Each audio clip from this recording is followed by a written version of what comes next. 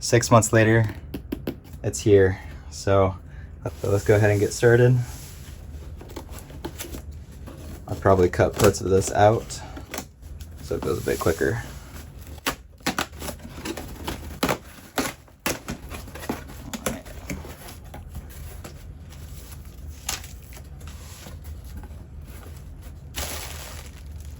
Oh my gosh, it's finally there. Oh, finally. There we go. And it's the wrong mount. No. That would stink. Okay, L mount. There it is, at last. Wow. What I'll be testing later is the dynamic range. When you stop down to 8K and 4K, there's been a couple conflicting reports. We know that in 4K and 8K, it's technically 15.7 stops instead of 16 stops. But some people are saying you might need to expose differently with the highlights and whatnot. But all right, it's happening. Some tape right there. It's kind of interesting looking. Oh yeah, Christmas morning. So this should come with a larger adapter. Sorry, I'm just gonna open it just because you guys are like, hurry up. You've probably already skipped over it to this point now. Obviously keeping the box nice. Okay, opening it up, we have the welcome card. The typical welcome card from Blackmagic. Sticker, thank you. Apple doesn't do that anymore, do they? And then the resolve key as well. Pretty clutch, best software. The side plate as well with the screws. That's for an SSD if you want that on the side. Oh yeah. Oh yeah. Okay. Before we get to the beauty, I know you can see it right there on the top down. Before we get to that, we'll just get the boring stuff out of the way. Boring, but probably pretty crucial. We have this first bag here, which is the AC plug adapters. And yeah, that is definitely a lot chunkier. And then here is the 2-pin LEMO. This definitely feels better quality than, you know, if you have the pocket ones or the 6K full frame. Oh, yeah. Okay. That is clutch. All right, and I'll just throw this off to the side. Okay, so here it is, the lovely PYXIS 12K. It's small. I'm shocked every time I see it how small it is, but it's hefty and feels a little bit more front heavy than I recall, which is actually nice once you throw that BPU in, that BPU battery, or once you throw on a V-mount. It distributes that weight pretty nicely. Blackmagic announced recently that both the USB-C outputs on the front and the back do data and video output. So you can use the viewfinder and the PYXIS monitor. A lot of other reviewers have already mentioned that. And I'm not a reviewer, I'm an owner. But I'm just throwing this up there just because I waited 6 months for this bad boy. And it excites me, the technology in this thing. I was comparing on Cine D the top 20 cameras that have the most dynamic range in the industry right now. You know, a lot of Aries are up there, and the RED V-Raptor X. And this, if I'm recalling correctly on their test results for dynamic range at least, it ranks the Ursa Cine 12K LF, which is the same sensor as this little body. It ranks 4th out of all the cameras that they've tested. They announced that they will be doing a test specifically of the PYXIS 12K, so we'll see, okay, how does it stack up to the Ursa 12K? I assume obviously that is going to be very, very, very similar. So here it is. We've got quarter tones and 3/16 all over, top and bottom. One thing that I would say to keep in mind is if you're getting a cage for this, be sure that the cage allows for the exhaust input and output to flow. I previously owned the full Condor Blue, man, I think it's called the A kit, but it was top and bottom, and that cage didn't allow any airflow at all. So definitely something to be aware of. You don't want to hurt the internals on your camera. I actually will get to the cage in just a second, the couple cages that I have. But yep, so just to kind of show you, it has the function buttons, the ISO button, you can lock the screen with it, scroll wheel, record. Here on the back, we'll start from the upper left. We have the mic input, the 3.5mm mic input. We have the headphone jack input. We have two CF Express Type B card slots. There is a recommended list from Blackmagic Design which CF Express cards they have tested themselves and say, hey, look, all the frame rates work with these cards. What you would be wanting to look at specifically is the sustained write speed, not necessarily like the read write. Sometimes brands can be a bit misleading. What you want is a high sustained write speed. And the 4.0 CF Express Type B cards came out a couple years ago, so those will definitely do well in here. They don't have a list yet for the SSDs and which ones are approved or not. I checked for the Ursa Cine 12K LF just to see if they had any approved SSDs for that, and I did not see any. So just keep an eye out for that. They might publish that, they might not. But we got the power switch up here. One thing to keep in mind as you rig this, how accessible is that power switch? So we'll get to that when we do the rigging video, or the rigging part of this video. We'll see what we do. So moving along, as mentioned, this is for data, the USB-C. I don't know actually why it says USB. That's kind of interesting. Technically, it is a type of USB. But yeah, we all are familiar with it being USB, and then, or excuse me, USB-C. We have, oh, yep, and then the little hole next to it is the locking part of that USB-C. So I've got some cables to show you folks the locking aspect of that. So pretty cool that they've introduced that. Keeps, you know, cables nice and tidy and secured. Okay, and then moving on, we have the 12G SDI. It's not 3G on this camera, it is 12G, so that's great. But cautionary advice is please follow SDI protocol. If you don't know what that is, what SDI protocol is, I'll make a video and link that in the description below. Until I make that video, I'll go ahead and just link somebody else's video in the description that explains SDI protocol. Very important. We got time code, and then the Ethernet. Ethernet on this camera is different than the PYXIS 6K. It's actually 10G Ethernet. So you can get not as fast offload speeds as if you were to just, you know, offload the CF Express card in a card reader and off into your computer, but you can get very fast speeds with the Ethernet as well if you don't want to be taking the card in and out of the camera. And obviously there's other functions with that as well. And then we have the power, 2-pin LEMO power. I went over these couple cables in a previous video, and I'll link that as well if you want to check it out. I custom made these with Alvin's cables, and they are actually available on their website.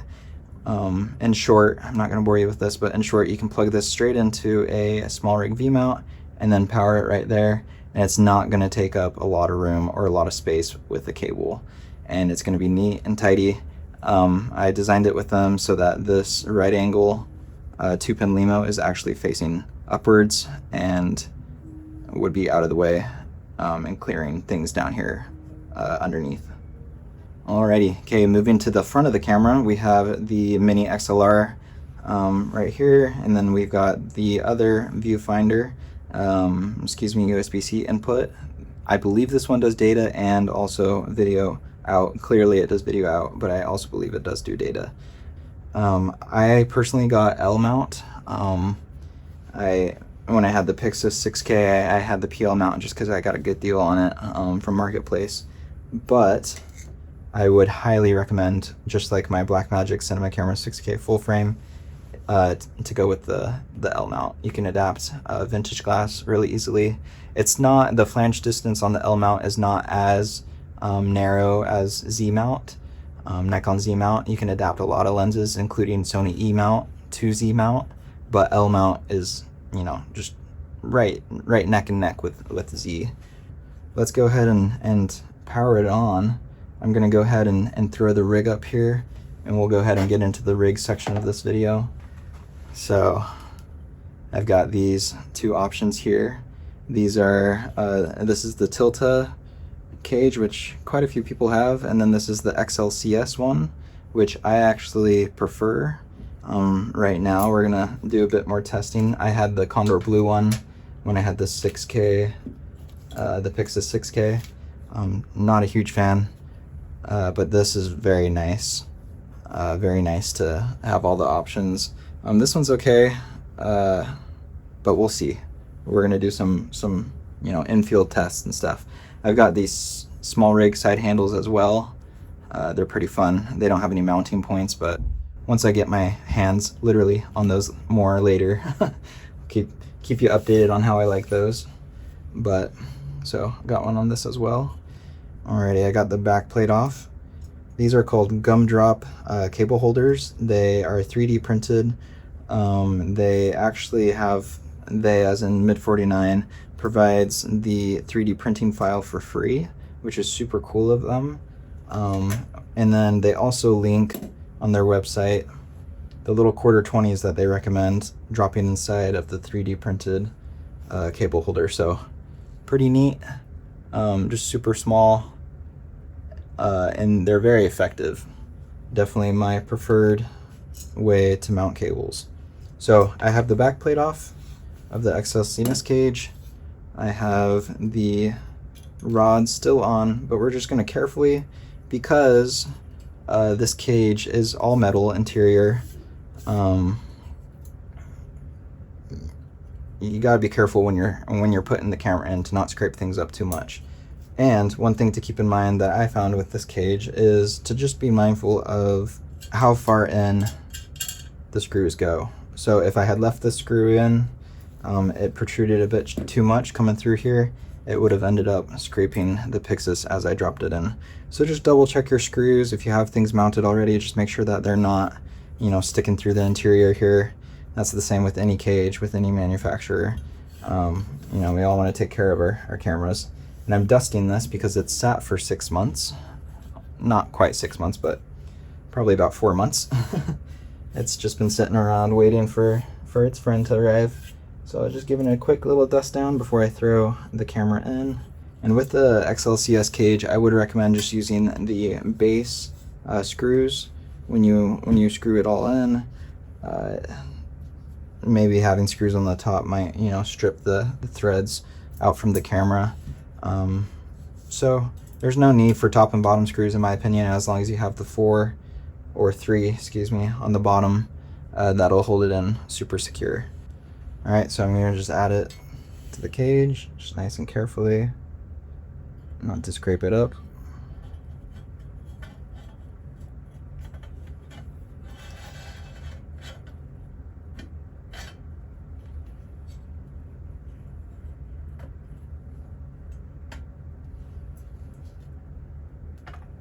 Alright, that looks pretty solid.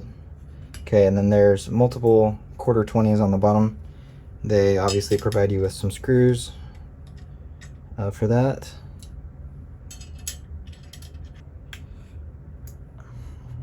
Okay, so that's pretty locked on. If those ever find their way out, I might put some Loctite on them. Okay, and then the back plate. We're gonna throw this on now, just to kind of show you what it looks like without the back plate. Looks pretty solid. But the back plate, obviously there's no mounting points other than if you want these rails here at the back, which is definitely an option if you want to just do a V-mount plate off the back, which I might end up doing. But in the meantime, let's throw the back plate on there, just because this is what I've been so curious about for so long. So just adding the last screws on here on the back plate. You know, some people see this cage and they're like, oh man, like, why would you want a cage with so many different mounting points and so many holes? And, you know, yeah, you're probably not going to use all of them. But if, you know, I want the V-mount over here more for, you know, whatever reason, I can move that. I have that option. So the main thing is just options, right? And, you know, rather than be, you know, a solid piece of metal, why not just throw holes in it, make that weight a little bit lighter, with those protective aspects of it. Obviously, a cage that has no covering here is going to be lighter, but covering with holes, why not? This is the lightweight handle. You've probably seen this before. It's pretty popular, pretty common. Me personally, I prefer NATO. It just has the security aspect of it. I've had some other ones where, you know, they're maybe a 1/4 screw in and they start backing themselves out, and it just stresses me out. So this is the monitor, so we're gonna plug that on, or stick that in here.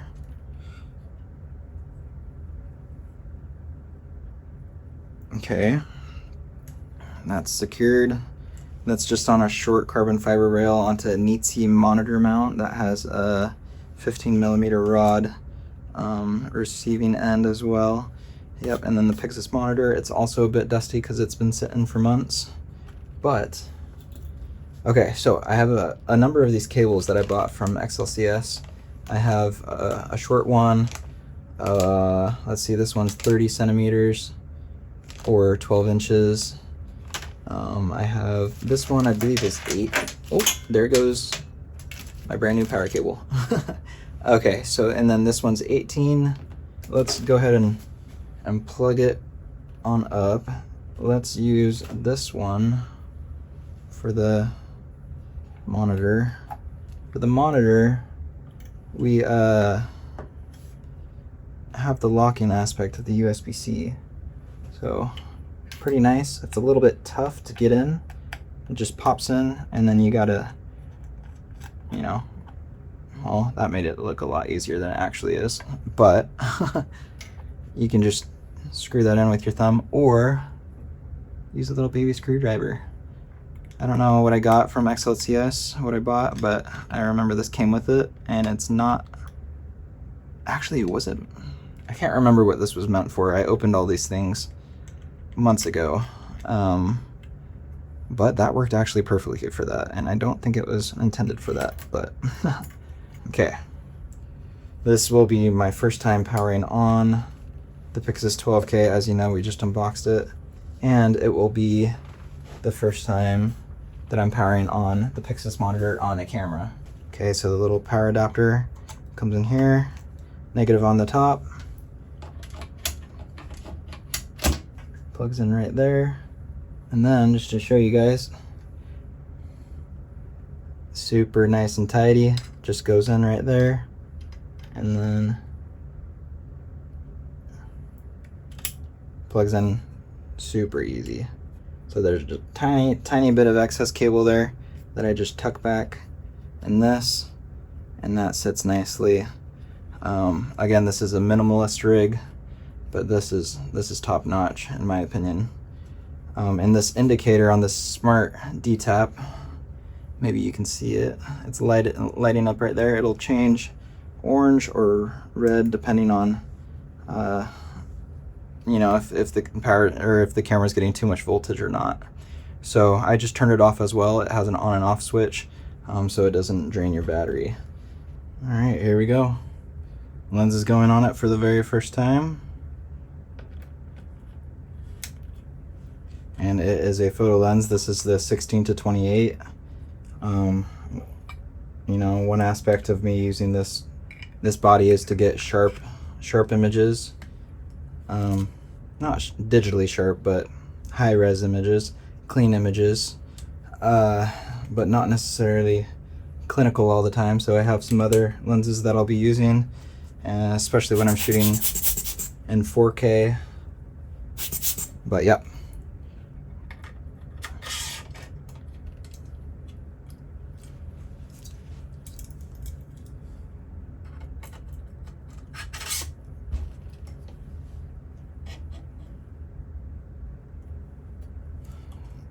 somewhere around there.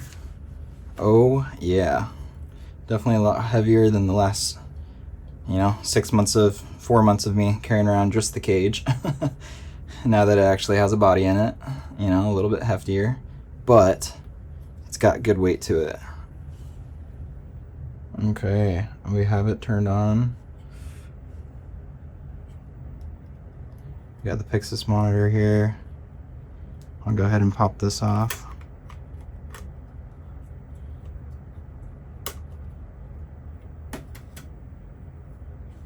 Yeah, I mean, that's pretty nice. That's pretty nifty. You can see my mess over there, but side screen's definitely a bit bluer. But oh yeah, I already kind of feel the heat or smell the heat coming from this a little bit. It's like when a computer's pretty warm or running hot, at least back in the day. You can kind of smell the heat. I don't know if that makes sense. I'm gonna hit this power button here. Okay, and that turns that off. I don't know if that's good for the camera or not, but I can turn it off, on and off the camera just from the D-tap, which is pretty clutch, actually. Yeah, so that cuts power and brings power to it. So earlier I had an issue of me getting my finger in there to turn on and off the camera itself. I'll need to check with Blackmagic just to make sure that's okay to do. But that would be incredible if so. So this is a pretty fun little rig. Definitely feels nicer than I expected, so I'm stoked on that.